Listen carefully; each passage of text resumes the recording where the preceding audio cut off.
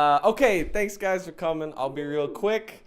I'm just gonna tell some stories about my friendship with my friend Kavi, and also to explain this radiation emitting machine. I guess this is the microphone we're set up with tonight.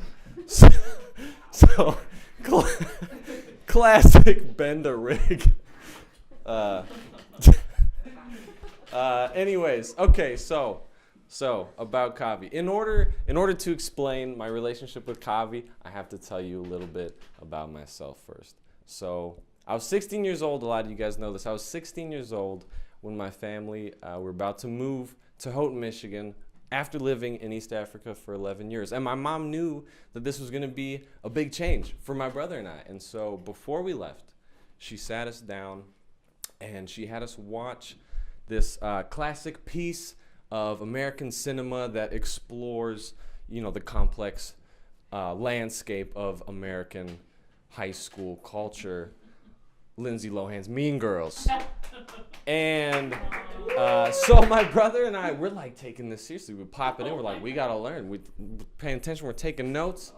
The movie comes on, and he's like, don't have sex or you will get pregnant and die. We went to Christian school, man. We know the science. And what's this? It keeps going to these American high schools, they have these things called cliques. Dude, I already speak African. I know about cliques. And then what's this? Oh, don't worry. You'll enjoy the rest. But the last thing, though, he said, and fetch is never going to happen. Now we're learning something. We took it down. We wrote it down. With this newfound knowledge, we moved to the United States. But I was still kind of anxious. I was nervous being around so many white people. First day of white school comes. I open the doors. And you can imagine, though, to my relief when I saw over a sea of Red Wings baseball caps, Kavi's beautiful brown dome rising up. And I said, oh, thank God, a brother. So I went over to introduce myself, remembering not to say Jumbo. Thanks, Lindsay. And I was like, hey, man, where are you from? And he's like, here. And I was like, all right, me too. And it wasn't until I walked away that I realized how insensitive and dumb I had been. Of course, Kavi's from America. He's an Indian. That Christian school education coming back. And that's how we became friends. He was one of my first friends at Houghton High School. But at a school that small, they say all of your friends are one of your first friends. It's very cute. I just thought it was too adorable to leave out. You can go here.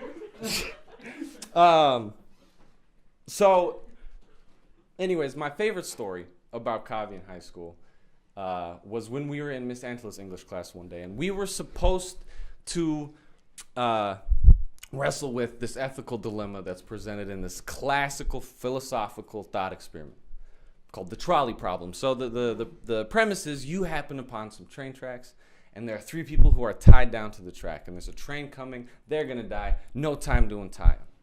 But you are next to a switch. If you pull the switch, the train will switch tracks, and the three people will live. But the catch is that there's one person tied down to the other track. And so Mrs. Antela, she looks around the room, and she's like, so what is the correct moral decision? Are you supposed to just let things unfold as they would, having three people die instead of one? Or do you change the track? Do you enter yourself into the equation and you kill a person who would have otherwise lived? And she looked around and she said, Kavi, what do you think? And he leaned back in his chair and he's like, it depends if they're white. Good. And that guy was our valedictorian.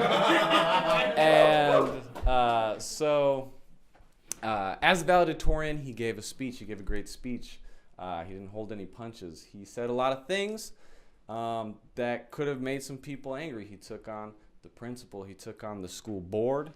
He even took on Christian rock, which at the time I took issue to because I thought POD were the next Beatles. Oh my God, no. But after his speech, I talked to Kavi and I said, I don't know, don't you feel like nervous? Like you might have said some stuff that made people mad. And he's like, no, I had some things that I wanted to say and it was important that I said them. Live life with no regrets, that kind of thing. I was like, yeah, man. And that's why I listen to POD every day of my life. And no one, so when it was announced that Kavi was valedictorian, no one was really surprised. No one was really impressed either. He was the only Indian dude in the school. Not a lot of competition. Well, that's not true, though. That's not true because Emily Van Dam, she was also an Indian guy. And no, she was wicked smart, though. She was co-valedictorian. And I feel like that's real indicative of how things are, like in every school. In every school, the smartest, I practiced this without this mic, this joke. So anyway, smartest dude is here and the smartest girl's here. And it's like a tie, it's neck and neck, right? You walk into any high school in America, and it's a 50% chance that the smartest kid in that building is going to be a girl, 50% chance it's going to be a boy. And that makes sense. Despite what Christian school teaches you, girls are just as smart as boys.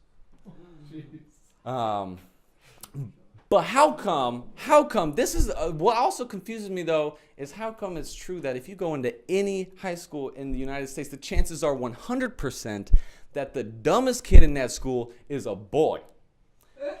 Every school's dumbest kid is a boy. I don't know why. I don't know how it happened. I have no explanation.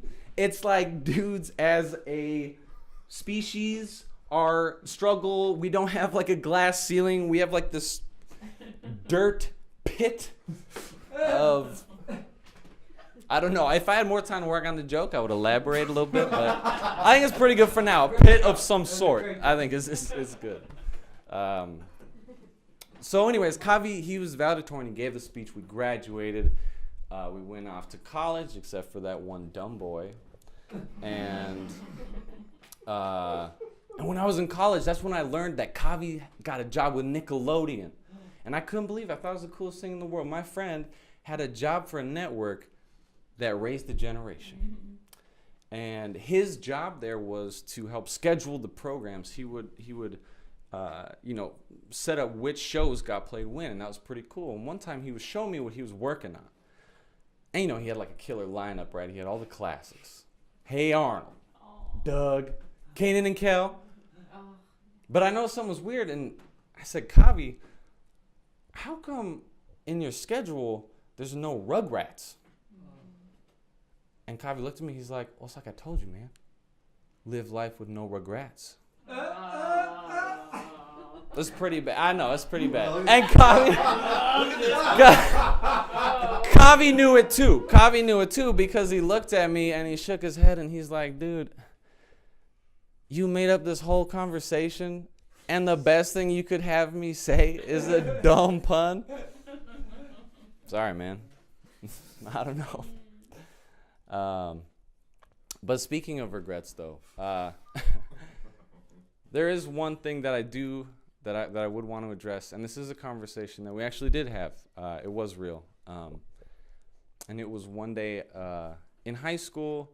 It was after classes, and Kavi and I were sitting together, and he looked at me real seriously. He's like, "Simon, you're a Christian, right?" And I said, "Yeah." And he said, "So, do you believe that when I die, because I'm not a Christian, I'm going to go to hell?" And I kind of regret what I said that day, but what I said is not the point. But what I wish I would have said was, depends if you're white. Thank you. Kavi, Shekhar forever.